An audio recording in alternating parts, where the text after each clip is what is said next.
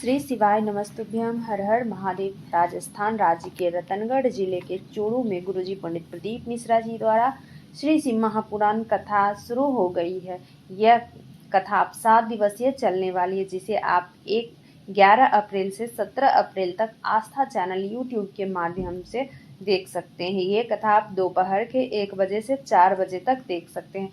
आज की कथा वीडियो और आप सभी के लिए बहुत ही महत्वपूर्ण है, क्योंकि बैसाख का महीना चल रहा है। तो आज बैसाख के महीने को लेकर के गुरुजी आज विशेष उपाय और बहुत आसान सा उपाय है, बहुत बढ़िया उपाय बताए हैं गुरुजी, जो कि केवल बैसाख के महीने में ही किया जा सकता है, कोई और अन्यथा कोई और महीने में नहीं किया जा सकता है, केवल बैसाख के महीने में किया जा सकता है। और ये बैसाख का महीना साल में एक बार ही कोई मंथ आता है, तो बैसाख का महीना आपको साल में एक बार ये मौका मिलता है, तो इस मौके को हाथ से जाने ना दे। ये मौका बार बार नहीं मिलेगा। अगर आप लोग में से किसी भी नारी को 20 साल हो गए, 25 साल हो गए, 30 साल भी हो गए हैं और संतान का सुख नहीं है, संतान की प्राप्ति नहीं हो रही है, बहुत बड़ी बीमारी हो गई है, कुछ भी डॉक्टर बीमारी बता दिया है, बहुत बड़ी बीमारी बता दिया है, तो उसके लिए गुरुजी विशेष उपाय बताए हैं। बैसाख के महीने में किए जाने वाला विशेष उपाय बताए हैं। तो इस उपाय को जानने के लिए वीडियो के अंत तक बने रहें। लक्ष्मी वैभव, लक्ष्मी प्राप्ति के लिए भी गुरुजी आज विशेष उपाय बताए हैं कि शिव मंदिर जाने वाले को और किस तरह से जल समर्पित करने वाले को किस तरह से जल समर्पित करने से लक्ष्मी की प्राप्ति होती है, उसके लिए भी विशेष उपाय गुरुजी बताए हैं आज। तो सारी जानकारी के लिए वीडियो के अंत तक बने रहे। आज की कथा बहुत ही रोचक जानकारियों से महत्वपूर्ण थी। अगर आप लोग किन्हीं कारणवश आज की कथा नहीं सुन पाए हैं, तो पूरी कथा का रस तत्व तो आप इस छोटी सी वीडियो के माध्यम से प्राप्त करने वाले हैं। सबसे पहले कथा शुरू करने से पहले आप लोग मेरे चैनल पर नए हो तो सब्सक्राइब कर लो, बेल बटन प्रेस करना ना भूलना, ताकि मेरे ऐसे वीडियो की नोटिफिकेशन सबसे पहले आप तक पहुंच सके। अगर आप लोग फेसबुक के माध्यम से देख रहे हैं तो फॉलो करना ना भूलें। अगर आप लोग फॉलो नहीं करेंगे तो मेरी वीडियो आप तक कैसे पहुंच पाएगी। अगर फेसबुक के माध्यम से सुन रहे हैं मेरी वीडियो तो आप लोग फॉलो जरूर कर लें। बढ़ते हैं आज की कथा की पहली जानकारी की। आज की कथा में गुरुजी कुल पत्र उपयोगी सहित 9 जानकारियां दी हैं। सभी की जानकारियां आपको इसी वीडियो के माध्यम से प्राप्त होने वाली है। वीडियो के अंत तक बने रहे हैं। तो बढ़ते हैं आज की कथा की पहली जानकारी की। आज कथा शुरू होते ही गुरुजी बोले कि तुलसी बाबा ने भगवान के नाम की महत्वता ज्यादातर दर्शाए हैं कि नाम जप जितना जितना मंत्र जाप नाम जाप जितना मात्रा में बढ़ता चला जाता है, पाप कर्म हमारा उतना ही घटता चला जाता है, हमारे पूर्व जन्म के पाप को नष्ट करता चला जाता है। नाम जाप कर आपको आपके शरीर तो मिल गए हैं, मनुष्य योनि जन्म तो ले लिए हैं आप, पर क्या आप राम नाम, कृष्ण नाम मंत्र जप, पंचाक्षर मंत्र, षडाक्षर मंत्र, श्री शिवाय नमस्तुभ्यम कितना बार जप कर रहे हैं? तो आप लोग जरूर करें। मनुष्य योनि में आपका जन्म हुआ है तो इसको व्यर्थ ना जाने दे। कल किसी ने नहीं देखा है, कल की कथा में भी गुरुजी बताए हैं कि कल और नल पे किसी ने भरोसा नहीं किया है, किसी का भरोसा नहीं है कि कल क्या होगा और टंकी का पानी कब खत्म हो जाएगा, नल में पानी आना कब बंद हो जाएगी। इसलिए नल और कल को कोई नहीं देखा है। मनुष्य योनि में जन्म लिया है आप लोग, तो पंचाक्षर मंत्र, षडाक्षर मंत्र, राम जप, कृष्ण जप जरूर करें। बढ़ते हैं आज की कथा की दूसरी जानकारी की ओर। कहते हैं 2 देवियों को भगवान विष्णु ने शंकर भगवान की सेवा के लिए सम्मुख में रखा है। पहली लक्ष्मी, दूसरा भाग्य। देवी लक्ष्मी जी की माँ ख्याति देवी, देवी लक्ष्मी जी की माँ का नाम था ख्याति देवी। तो जब लक्ष्मी जी की शादी भगवान शंकर से करना चाहती थी, पर लक्ष्मी जी का प्रेम भगवान विष्णु की ओर था, तब माता लक्ष्मी ने शिव जी से निवेदन की कि मैं भगवान नारायण से प्रेम करती हूँ, मेरी माँ मेरा विवाह आपके साथ करना चाहती है, आप कृपा करें महादेव। माता ख्याति पार्वती से पार्थिव शिवलिंग का निर्माण कर पूजन कर रही थी। तभी वैशाख महीने में कर रही थी, तब भगवान शंकर भगवान भोलेनाथ प्रकट हो गए और बोले मैं आपसे कुछ मांगना चाहता हूँ। तब माता ख्याति प्रसन्न हो गई और बोली भगवान भोलेनाथ जो अपने ससुर से आज तक कुछ नहीं मांगे हैं, किसी भी देवी देवता के सम्मुख आज तक कुछ नहीं मांगे हैं, वो भगवान भोलेनाथ हमसे मांग रहे हैं। ख्याति देवी बोली बाबा आपसे कुछ मांगना चाहती हूँ। इस पर शंकर भगवान बोले आपसे पहले मैं आपसे कुछ मांगना चाहता हूँ, आप अपनी बेटी लक्ष्मी की शादी भगवान नारायण से कर दीजिए। तो ख्याति देवी बोली ठीक है। भगवान नारायण माता लक्ष्मी से वचन लिए। भगवान नारायण का जब माता लक्ष्मी से शादी हुई तो उस समय भगवान नारायण लक्ष्मी जी से वचन लिए कि आप शिवालय में, भगवान शंकर के शिवालय में, चौखट पर शिवालय में प्रतिदिन जाओ। लक्ष्मी जी वचन दी कि रोज प्रतिदिन माता लक्ष्मी शिवालय में सेवा में लग जाती है। एक दिन शिव जी का ध्यान माता लक्ष्मी पर गया तो माता लक्ष्मी बोली स्वामी की आज्ञा है, मेरे लिए क्या आज्ञा है। शिव जी बोले देवी लक्ष्मी तुम्हारे साथ भाग्य देवी भी तुम्हारे साथ आती है, बस तुम दोनों एक काम करना, जो मेरे शिवालय जल का पात्र लेकर आए तो जल का पात्र तो खाली हो जाएगा, पर उस जल का पात्र खाली उसके घर नहीं जाना चाहिए, उस पात्र में तुम्हें बैठकर उसके दरवाजे तक तुम्हें जाना है। तो जहाँ तुम जाओगी वहाँ भाग्य भी जाएगा। जो शिवालय जा कर के एक कलश जल, एक लोटा जल समर्पित करता है, एक बेलपत्री चढ़ाता है, तो उसके साथ माता लक्ष्मी के साथ साथ भाग्य भी उसके साथ जाता है।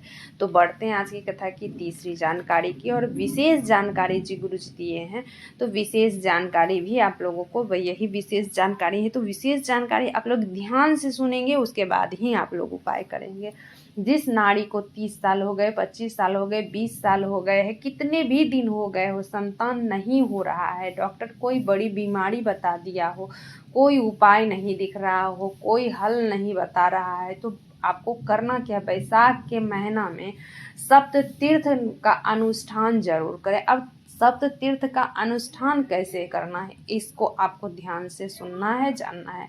मिट्टी के पात्र में जल भरना है अब आपको। अब ये जल आपको प्रतिदिन भरना है, रोजाना एक, और ये जल आपको ये 7 दिन तक इस उपाय को करना है। ध्यान रहे इस उपाय को कर, इसका जो अंतिम दिन का 7वां दिन का जो उपाय होगा वो प्रदोष के दिन अंतिम दिन का होना चाहिए। तो उस तरह से आप लोग नियम बना ले कि किस दिन से आप शुरू करेंगे, किस दिन से इस उपाय का शुरुआत करना है, जो कि अंतिम दिन आपका प्रदोष का दिन पड़े। तो उस तरह से आप लोग देख करके उस हिसाब से आप लोग इस उपाय को शुरू करें कि 7वां दिन आपका प्रदोष का दिन पड़े। इस उपाय को प्रतिदिन 7 दिन करना है। रोज एक बेलपत्र, एक समी पत्र पात्र, अब आपको मिट्टी के पात्र में जल भर लेना है। जल भर करके एक बेलपत्र और एक समी पत्र एक पात्र में जरूर रख दे। जहाँ पे आपने जल भर के मिट्टी के पात्र में रखा है वहीं बगल में आपको एक बेलपत्र और एक समी पत्र एक पात्र में रख देना है। जल के समीप कोई साफ कपड़े से आपको जल को ढक के रख देना है। फिर आपको करना क्या है, शिवालय जाए।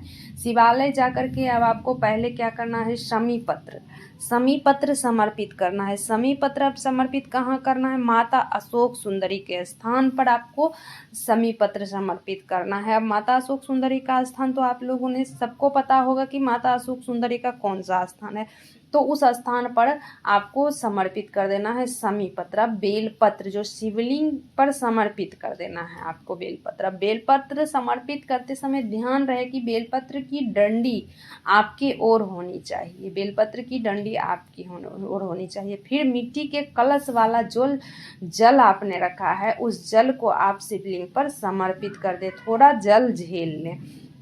जल समर्पित करने के बाद थोड़ा सा जल आप झेल ले, वहीं बैठकर थोड़ा सा जल का आचमन करें। नंदी के पास बैठ कर के आप थोड़ा सा जल का आचमन कर लें और आधा जल अपने पति को भी आचमन कराएं। आप वहीं पे नंदी के पास बैठ कर के जल का आचमन कर लें और थोड़ा सा जल जो बचा है वो अपने पति को आचमन कराएं। तो आपको कितना भी दिन हो गया है तो आपको पुत्र हो या जो संतान की प्राप्ति होगी ही होगी। अब आपको ये रोग निवारण के लिए भी इसी उपाय को करना है। अपने घर के देहली पर जो इसी उपाय को करना है, इसी तरह से करना है। बस जो जल आपने झेला है उसको नंदी के पास बैठ के नहीं आचमन करना है। जो आपने जल झेल लिया है वो सिर्फ संतान की प्राप्ति के लिए है। और जो अगर रोग निवारण के लिए कर रहे हैं तो जब आप घर आएँ तो आपका जो देहली है, देहली पर प्रवेश करते समय वो जल का आपको आचमन करना है। ध्यान रहे ये कार्य आपको 7 दिन तक करना है। इस बात का आप अवश्य ध्यान रखें कि ये कार्य आपको 7 दिन तक लगातार करना है। अंतिम दिन का जो है वो प्रदोष का दिन होना चाहिए। और 7 दिन 7 शिवालय, अलग अलग शिवालय जाएं। एक दिन जो शिवालय गए हैं दूसरे दिन अलग शिवालय जाएं। अगर आपके क्षेत्र में 7 शिवालय नहीं हो तो आपको क्या करना है, जितना भी शिवालय है चले जाएं।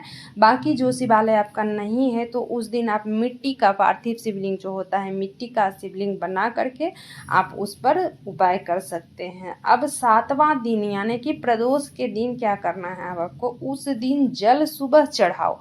पर वो जल जो आपने झेला है वो जल का पान प्रदोष काल में करना है। शाम के समय प्रदोष काल में वो जल का पान करना है। पंचाक्षर मंत्र, षडाक्षर मंत्र बोलकर जल का पान करें। ये नियम केवल वैशाख महीने में ही किया जाता है, बाकी महीने में नहीं किया जा सकता है। इस बात का भी अवश्य ध्यान रखें। आपको इसी वैशाख महीने में और प्रदोष का दिन पड़ता है उसी दिन करना है।